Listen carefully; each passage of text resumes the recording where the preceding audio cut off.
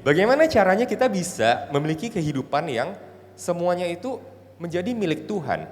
Bukan hanya pendeta saja, bukan hanya orang yang memiliki latar belakang mungkin pelayanan saja yang harus menyerahkan hidupnya kepada Tuhan. Tapi semua orang Kristen dipanggil untuk menyerahkan hidupnya kepada Tuhan secara penuh. Nah, lalu bagaimana caranya saudara? Nah, itulah yang akan kita pelajari pada hari ini. Dari khotbah ini diambil dari Markus pasal 10 ayat 17 sampai 31. Markus pasal 10 ayat 17 sampai 31. Di sini saudara kita akan mempelajari 3 hal, yaitu pertama pergumulan kita dari ayat 17 sampai 22, lalu pengharapan kita dan akhirnya penghiburan kita. Kita akan belajar 3 hal dari ayat yang kita baca hari ini, yaitu pergumulan kita, pengharapan kita, dan penghiburan kita. Saudara, mari kita buka Markus pasal 10 ayat 17 sampai 22 dulu. Saya akan membacakan ayat yang ganjil dan saudara bisa membacakan ayat yang genap. Markus pasal 10 ayat 17 sampai 22. Pada waktu Yesus berangkat untuk meneruskan perjalanannya, datanglah seorang berlari-lari mendapatkan dia dan sambil bertelut di hadapannya ia bertanya, "Guru yang baik, apa yang harus kuperbuat untuk memperoleh hidup yang kekal?"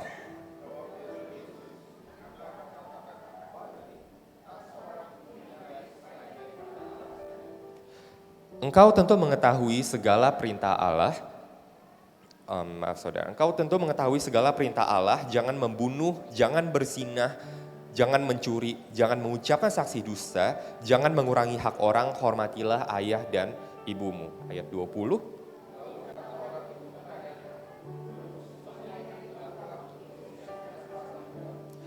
Tetapi Yesus memandang dia dan menaruh kasih kepadanya. Lalu berkata kepadanya, "Hanya satu lagi kekuranganmu, pergilah. Jualah apa yang kau miliki dan berikanlah itu kepada orang-orang miskin, maka engkau akan beroleh harta di sorga. Kemudian datanglah kemari dan ikutlah aku."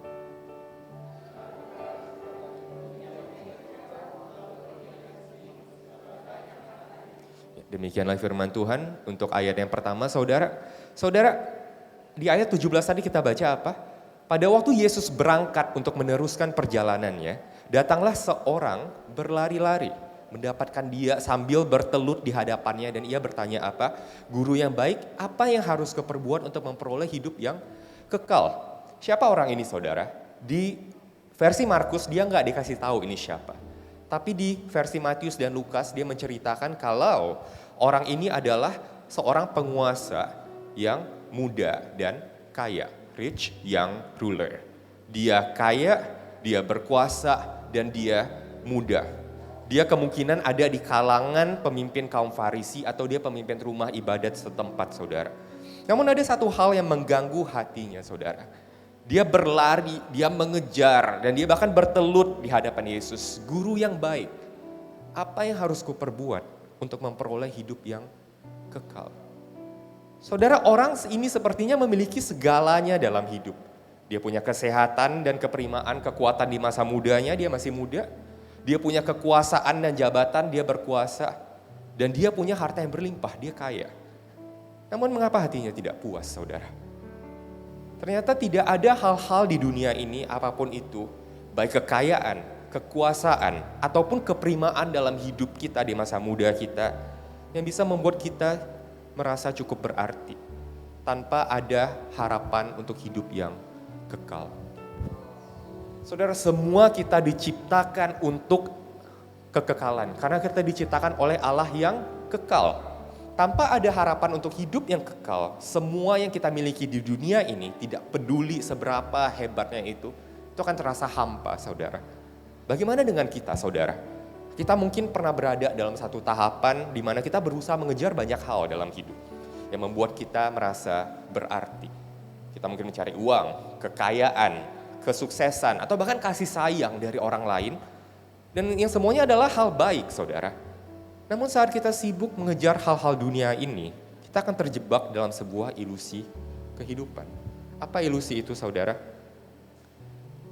Ilusi itu berkata jika kita gagal mendapatkannya, kita akan hancur.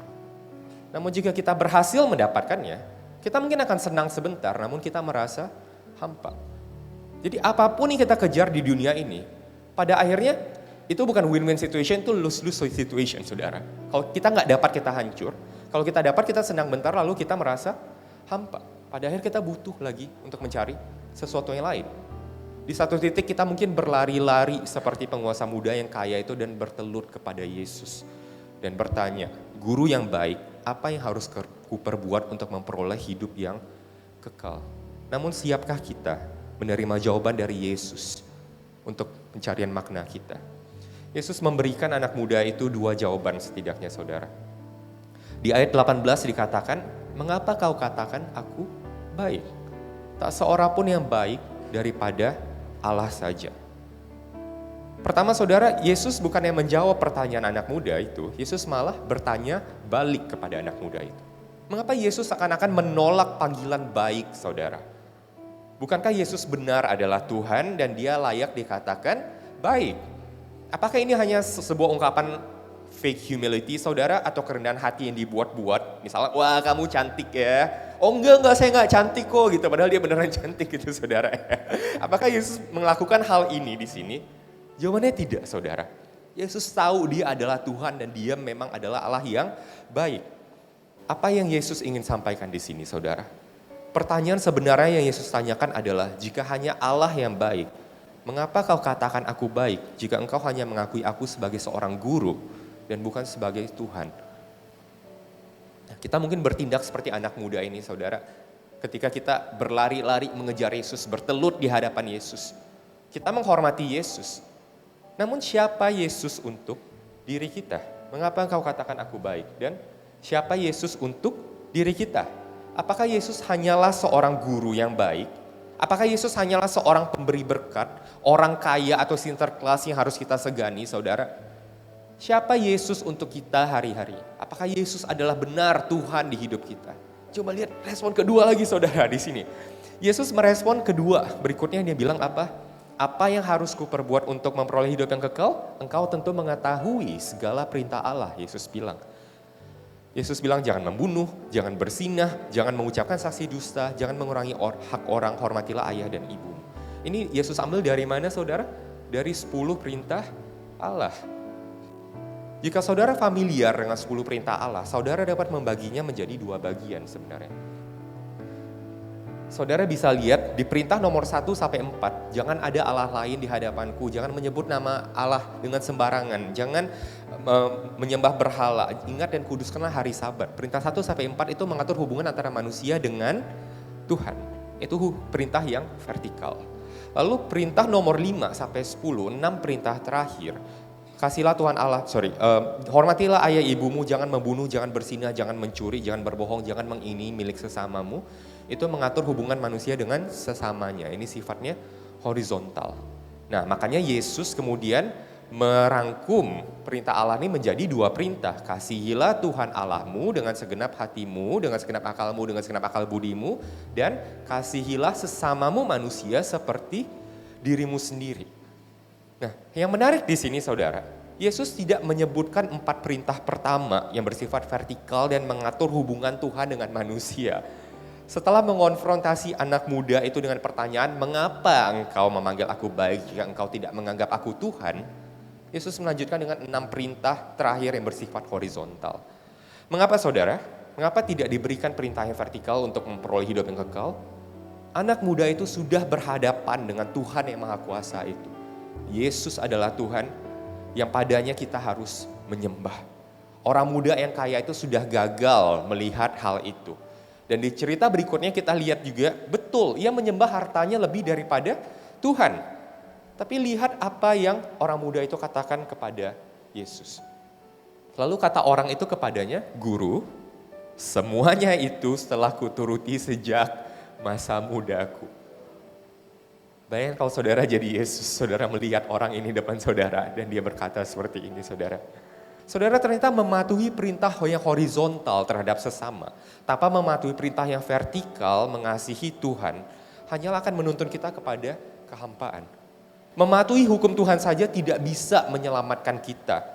Itulah mengapa hukum bisa memberitahu kita apa yang harus kita lakukan, tapi hanya Injil Yesus Kristus yang bisa membawa rasa aman dan puas dalam hidup kita, saudara. Namun saudara, lihat bagaimana respon Yesus kepada anak muda yang kaya itu. Respon ketiga, tetapi Yesus memandang dia dan apa? Yesus menaruh kasih kepadanya, saudara.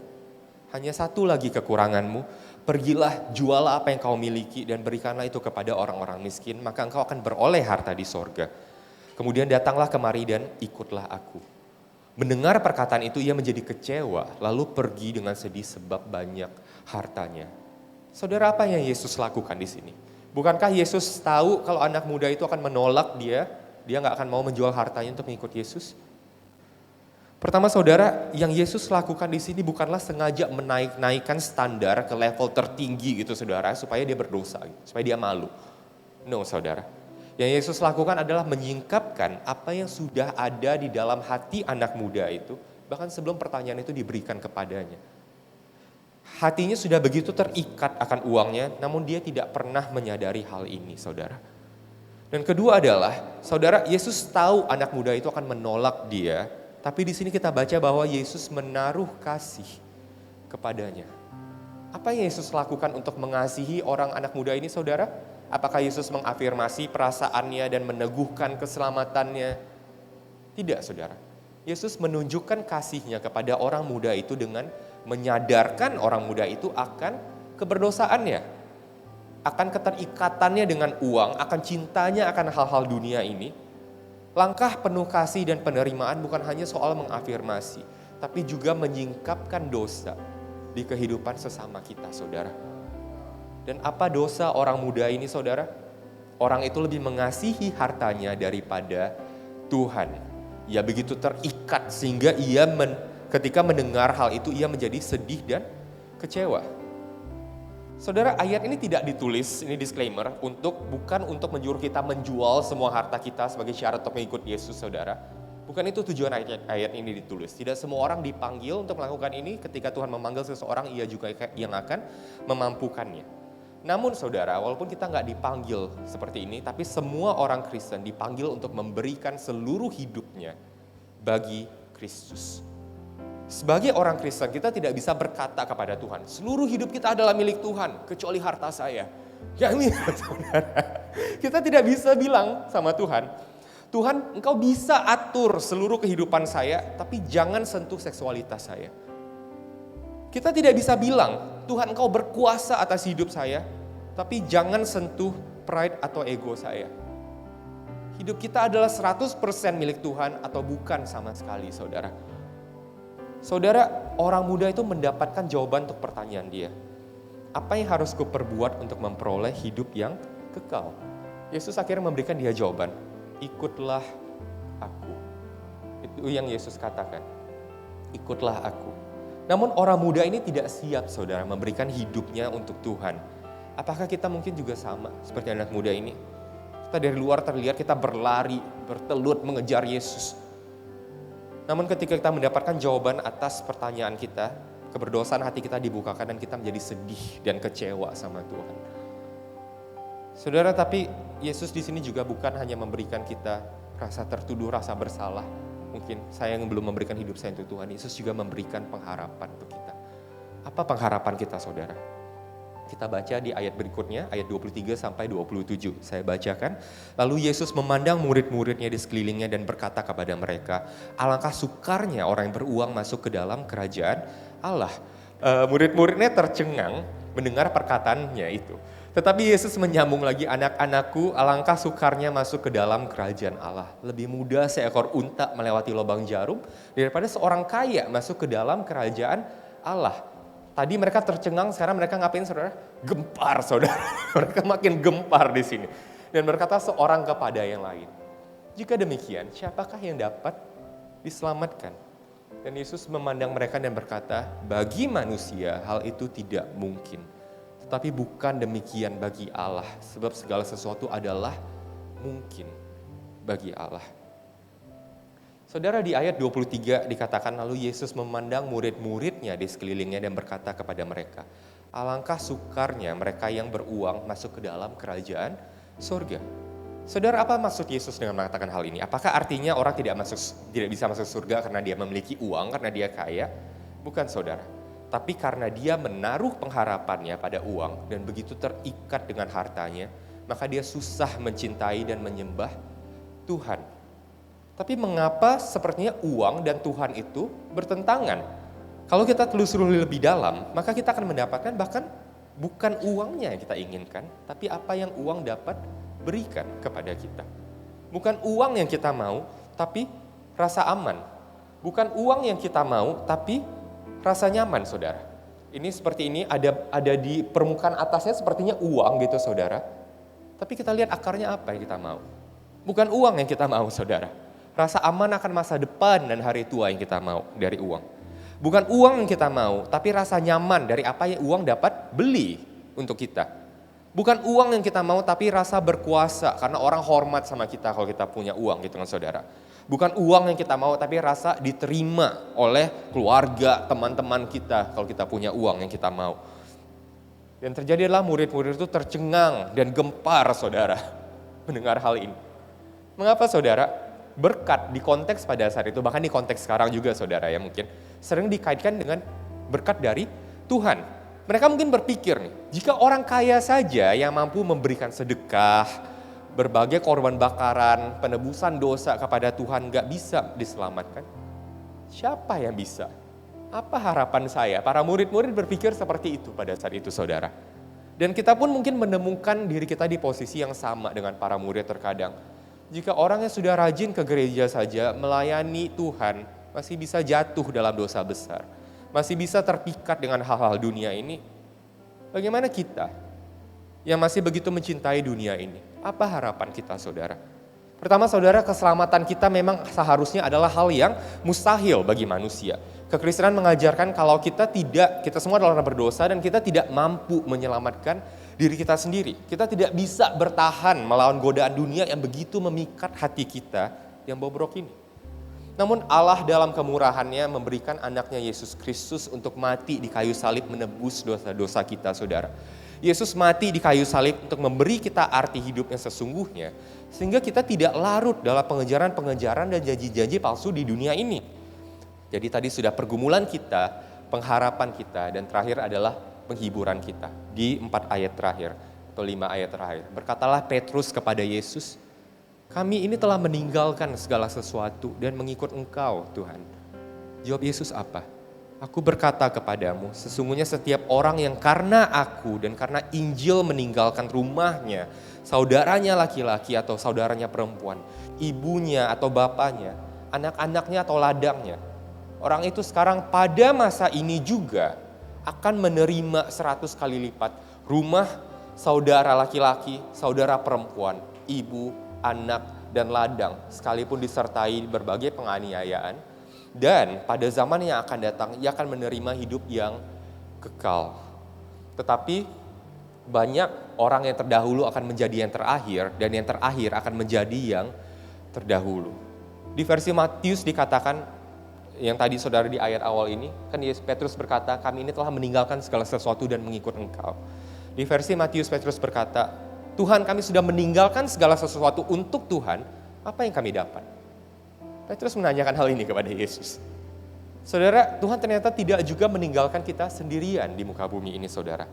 Pertama, ketika kita meninggalkan segalanya demi Tuhan, maka kita akan menerima 100 kali lipat di dunia ini sekarang pada masa ini hal-hal itu. Bagaimana itu mungkin saudara? Ini bukan berarti kalau saudara naburnya 1.000 jadi 100.000 ya saudara ya, bukan ya saudara. Tapi kita lihat di sini Yesus bilangnya apa? Di mana saudara bisa dapatkan rumah 100x gitu ya saudara. Saudara laki-laki 100x, saudara perempuan 100x. Dan rumah ibu, saudara, perempuan, anak-anak dan ladang itu di mana saudara? Lihat orang-orang di sekitar saudara. Ini penghiburan yang Tuhan berikan kepada saudara. Ini penghiburan yang Tuhan berikan kepada kita ketika kita masih di dunia ini saudara. Gereja Tuhan adalah penghiburan yang Tuhan berikan kepada kita untuk kita bisa berkomunitas bersama-sama dan berjalan bersama-sama ketika kita sulit untuk mengikuti perintah Tuhan. Ini penghiburan yang Yesus berikan di sana.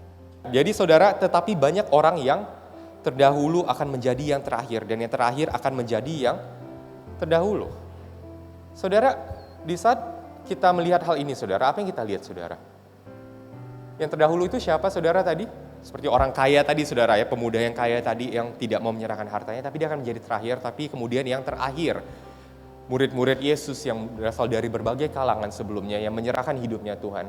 Tuhan bilang mereka akan menjadi yang terdahulu. Saudara, bagaimana hal ini dimungkinkan saudara? Hal ini hanya bisa dimungkinkan karena ada juru selamat Yesus. Yang dia yang terdahulu, tapi dia yang dijadikan terakhir untuk kita saudara. Kalau dia yang terdahulu, dia adalah anak Allah. Dia Tuhan itu sendiri. Tapi di kayu salib, Tuhan bilang, Allahku, Allahku, mengapa engkau meninggalkan aku?